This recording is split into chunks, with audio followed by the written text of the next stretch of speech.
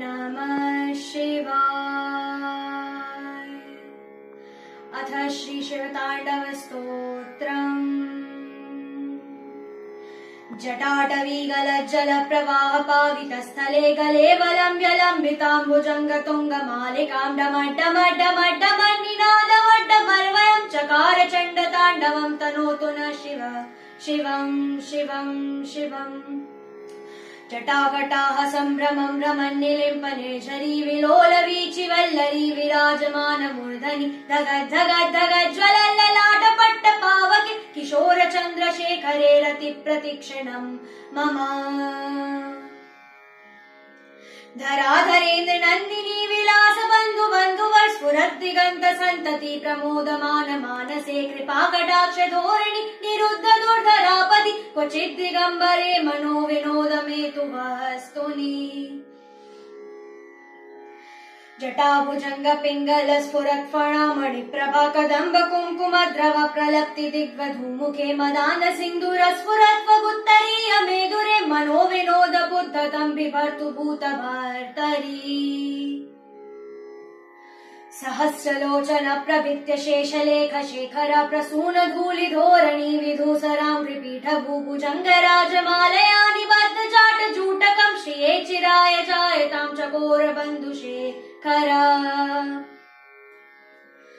ललाट चत्वरज्वल धनञ्जया स्वलिङ्गभानि पीत पञ्चसायकं निमिन्न लिम्पनायकं सुधामयूखलेखया विराजमान शेखरं महाकपालि सम्पदे शिरोजटालमस्तु नः। कराल भाल पट्टिका दगद्दगद्दगज्ज्वल धनञ्जयाहुतिकृत प्रचण्ड पञ्चसायके धराधरेन्द्र नन्दिनी कुचाग्र चित्र पत्रक प्रकल्पनेक शिल्पिनी त्रिलोचने रतेर्मम। नवीन मेघमण्डिली निरुद्ध दुर्धर स्फुरत् कुहूनि शीतनीतम प्रबन्धबद्ध कन्धर निलिम्प निर्झरी धरस्तु नोतु कृति सिन्धुर कलानिदान बन्धुर श्रियं जगद्धुरन्धर। प्रफुल्ल नील पङ्कज प्रपञ्च कालिमप्रभा विलम्बिकण्ठ कन्दली रुचि प्रबद्ध कन्धरं स्मरच्छिदं पुरच्छिदं भवच्छिदं मखच्छिदं गजच्छिदान्धकच्छिदं तमन्तकच्छिदं भजे। अखर सर्वमङ्गला कला कदम्ब मञ्जरी रसप्रवाह माधुरी विजृम्भणा मधुव्रतं स्मरान्तकं पुरान्तकं भवान्तकं मखान्तकं गजान्तकान्तकान्तकं तमन्तकान्तकं भजे। जयत्पदभ्र विभ्रम भ्रम भुजङ्गमश्वसद्विनिर्गमक्रम स्फुरत् कराल भाल हव्यवाटिमिद्दिमिद्दिमिध्वनं मृदङ्ग तुङ्ग मङ्गल ध्वनिक्रम प्रवर्तित प्रचण्ड ताण्डव शिव। स्पृशद्विचित्र तल्पयोर्भुजङ्गमोक्तिकस्रजोर्गरिष्टिरत्नलोष्टयो सुविद्विपक्ष पक्षयो तृणारविन्द्र चक्षुषो प्रजामही महेन्द्र समप्रवृत्तिकः कदा सदा शिवं भजाम्यहम्।